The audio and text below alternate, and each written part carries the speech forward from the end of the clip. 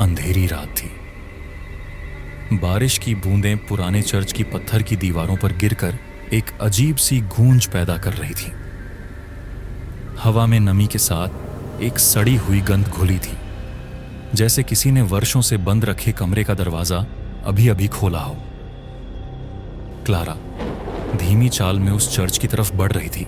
उसके बाल भीगे हुए थे और आंखों में बेचैनी का कोहराम मचा हुआ था। तुम्हें यहां नहीं आना चाहिए था, यह आवाज उसके भीतर गूंज रही थी, मगर वो जानती थी कि आज सच सामने आएगा। कहानी शुरू होती है 7 साल पहले की उस रात से, जब गांव के किनारे स्थित पुराने चर्च की अंतिम घंटी बजी थी।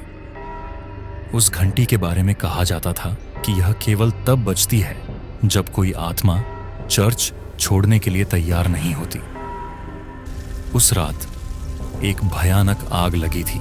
चर्च के मुख्य पादरी फादर मार्टिन उसी आग में गुम हो गए थे। लोग कहते हैं कि वे जलकर मरे, लेकिन फिर भी रात के 12 बजे घंटी बजी थी और तब से जो भी उस चर्च में गया लौटकर कभी नहीं आया।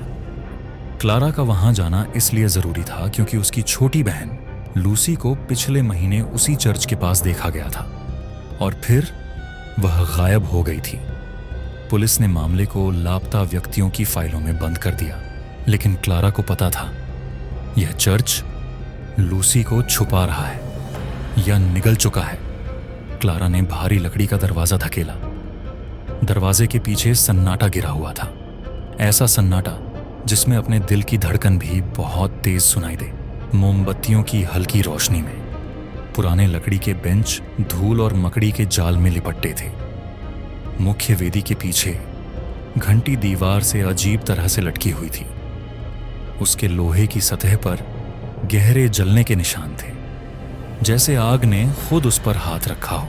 अचानक घंटी बिना छुए बजने लगी। धीमी, लंबी, डरावनी गूंज। क्लारा के कान में एक फुसफुसाहट आई। लूसी यहां है, लेकिन जाने नहीं दे सकती। उसने पीछे देखा, कोई नहीं था। फिर भी माहौल बदल चुका था। दीवारें जैसे पास आ रही थीं। हवा अचानक ठंडी हो गई थी। वेदी के नीचे एक लोहे का दरवाजा था। क्लारा झुकी और उसे खोला। अंदर सीढ़ियां थीं जो चर्च की गहराई में जाती थीं। हर कदम के साथ नीचे उतरते ही आवाजें तेज होने लगीं, कभी बच्चों के रोने की, कभी किसी के हंसने की। सीढ़ियों के अंत में एक बड़ा कमरा था, जहां दीवारों पर दर्जनों पुराने चित्र लगे थे। हर चित्र में गांव के अलग अलग लोग और सबसे आखिरी चित्र में क्लारा खुद। क्लारा की सांसें रुक गईं। उस चित्र में वह चर्च की घंटी पकड़कर खड़ी थी और उसकी आंखें खाली थीं। चित्र धीरे धीरे हिलने लगे। उनमें से लोग बाहर निकलकर कमरे में फैलने लगे। उनकी आंखें गहरी और काली थीं।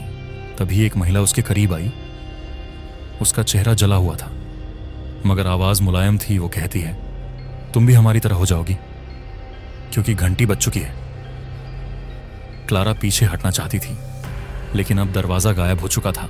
वेदी के नीचे वही लोहे का दरवाजा अब एक लंबा अंधेरा गलियारा बन चुका था, जहां घंटी की आवाज लगातार गूंज रही थी। क्लारा ने दौड़ना शुरू किया, पर गलियारा लंबा होता जा रहा था। अचानक उसने देखा, अंत में एक लड़की खड़ी है। वो और कोई नहीं बल्कि लूसी थी, लेकिन लूसी की मुस्कान ठंडी पड़ी थी।